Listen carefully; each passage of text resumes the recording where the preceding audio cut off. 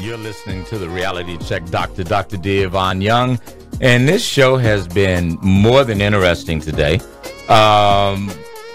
We've been talking about when you should get a prenup or even an agreement to cohabitate to protect your sanity and your assets, because if you don't do this, the only person you have to blame is you. I have on the phone somebody that's like my big sister, my friend, mentor, business advisor, Miss Sonya Norwood. What's up, Sonya?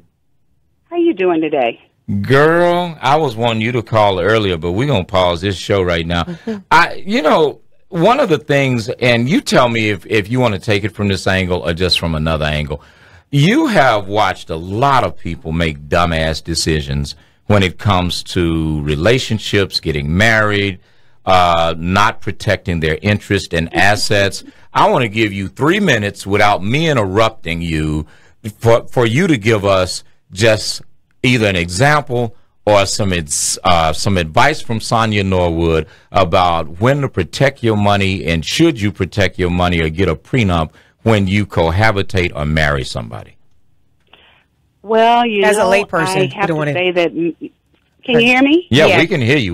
Go ahead. You got the floor. I have to say that I've learned a lot from my own 2 children by some of the mistakes that they've made in their personal lives and also in their careers. So, and then just looking at my own life and being married for like 42 years. But things are different today, and love is cheaper today than it was when we were growing up. And so I would say that, to avoid hassle, to avoid children going through a lot of changes if there is a separation, I think that you should protect your assets when you begin the relationship. And it's a matter of just discussing how you plan your marriage to be.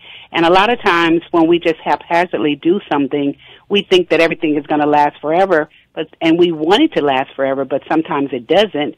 And when it doesn't, that's when you have your plans in place, and you can execute the plans because they've already been agreed to, and then you move forward with that. Some people don't like that part because they say if you love somebody, you don't need to have plans. But I think if you love somebody, you will make plans, because it should always remain a friendship.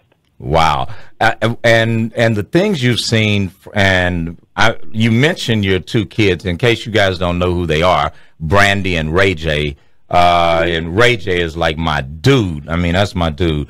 What advice have you seen them follow from you that worked, and what advice should they have taken so the rest of us can benefit from that wise counsel?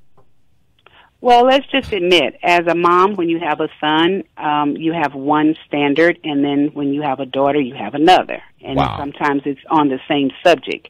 So basically, when you have, each child is different, so you shouldn't make one do as the other because they are both individuals.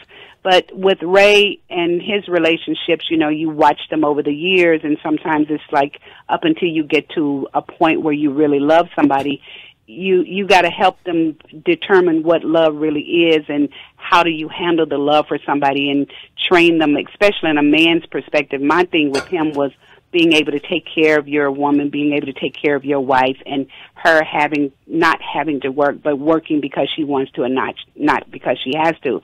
That doesn't always end up being that way, because sometimes it's, things happen, and so therefore she may end up one day having to work when she doesn't really want to. But the thought of instilling that idea that it's your responsibility to take care of your family started early with him when he was like 7. So the apple doesn't fall far from the tree. They may go out there and stray and do this and that, but eventually, as they become mature, they come back to what they were taught. And so, the other part too is being a parent is knowing when to step out of the mother zone and become more of a counselor, where you counsel and you are available to listen and pat on the back and say, oh, that was a mistake, but you can recover from that. That's the side over there where you're encouraging him to become a responsible man. On the other side, having a daughter, then you're saying, you need to be able to match and not patch. That's my whole thing that I say, match and not patch.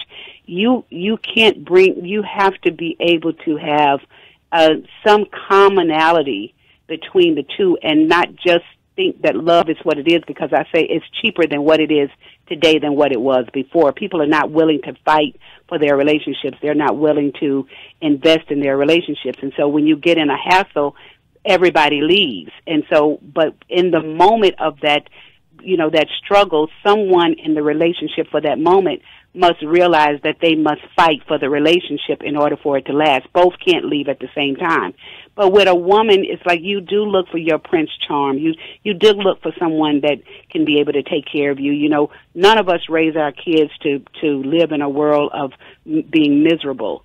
And so, there are different guidelines for each, and it really becomes very difficult. But it's love is the center of everything, and if it's really love, it is worth working for, and it's worth fighting for, and it's worth staying there. But in the end, if it doesn't work, then you got to walk up and you got to leave, and you can't look back. Wow. Hey, Sonya, thank you for the call.